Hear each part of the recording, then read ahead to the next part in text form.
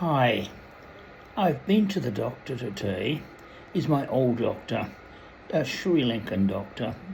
Pretty good, but he knows his stuff, but he doesn't do much old-fashioned examination of the patient. I went because I had a problem with my hand. I've got a nerve problem in the hand, but there were other things I had to cover as well. Now, my blood pressure was very high, and I've got to go back next week. He was very pleasant himself. He's been educated in Australia, and you'd hardly know the difference, except he looks like he comes from Sri Lanka, and he does. That's okay. We can communicate more or less 100%, as much as one can anyhow, between two individuals. I don't feel there's much of a cultural gap.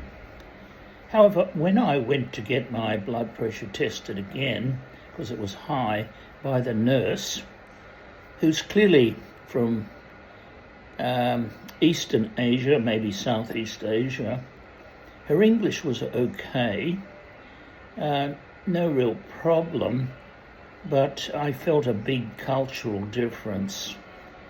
And that's a problem in medicine, because when people are sick or unwell or they need help, you need someone that really understands the other person pretty well.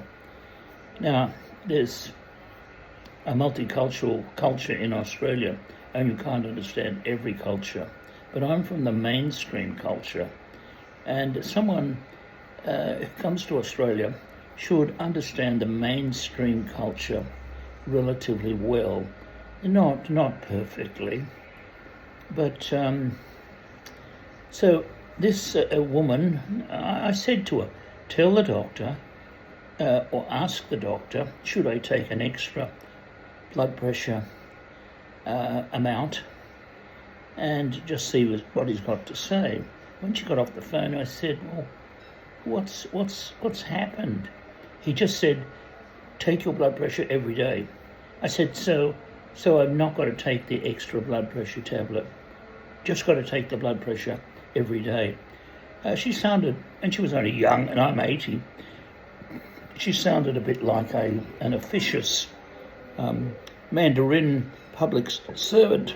And that's no help when you're worried about your blood pressure and other kinds of things. Then I had to get a nerve test for my left elbow for the ulnar nerve. I went to Earlwood.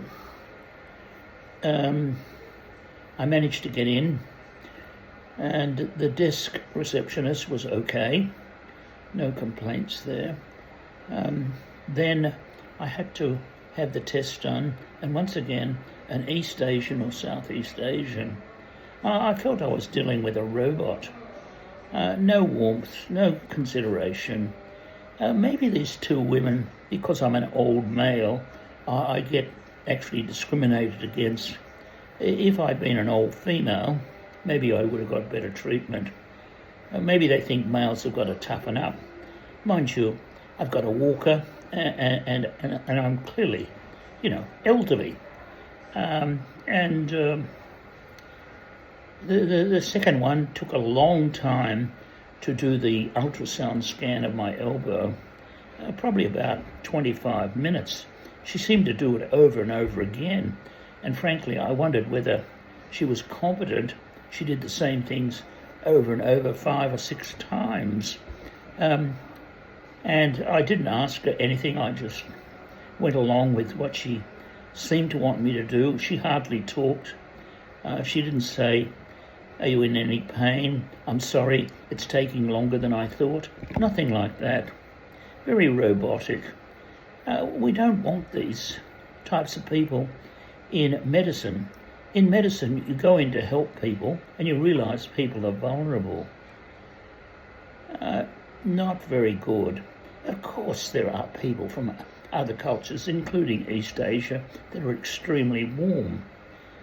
But I just find maybe this impersonal treatment is partly because I'm a male, partly because I'm an elderly male, and partly because they don't really care. They just want to collect the money.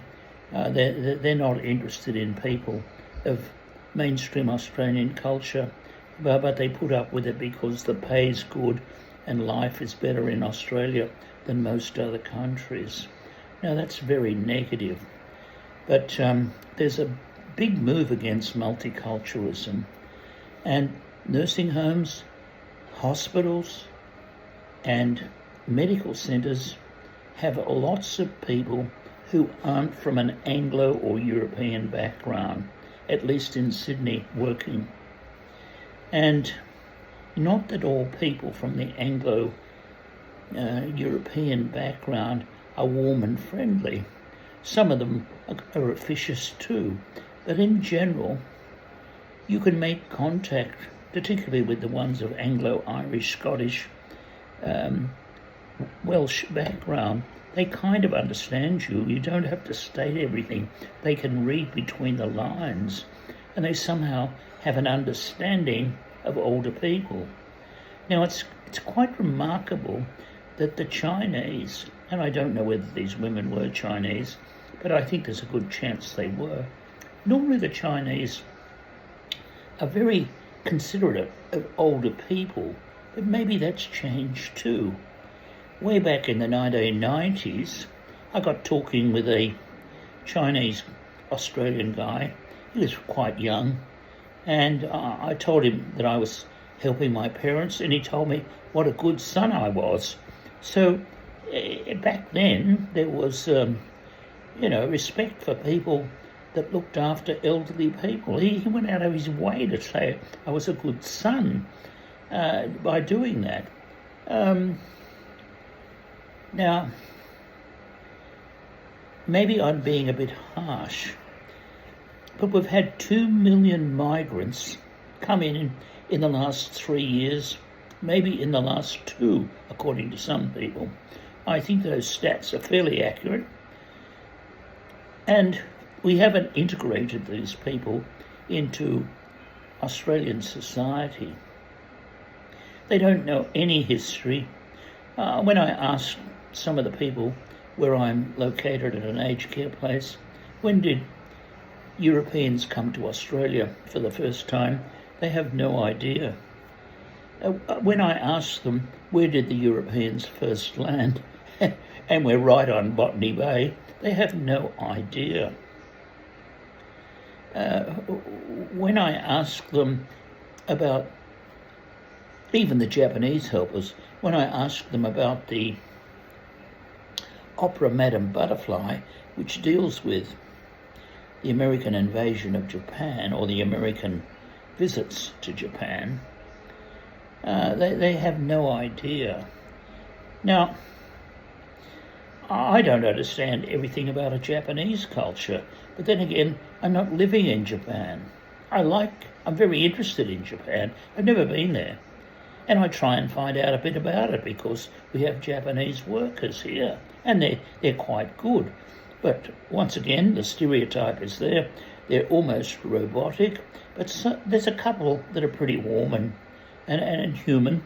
The Japanese do the job as required, but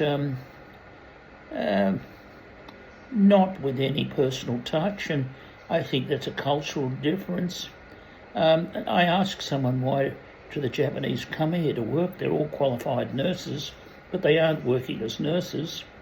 And the person told me, I'm not quite sure whether the person was a long-standing Japanese person, but she said the pay is a lot better here.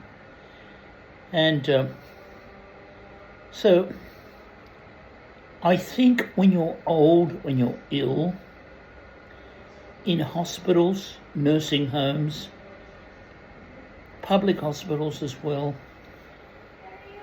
you need people who understand you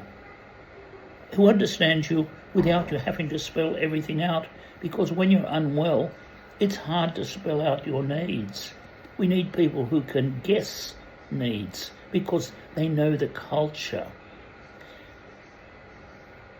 So just a few words on multicultural people in the health sector. It's a bit of a minus as far as I'm concerned. Thank you.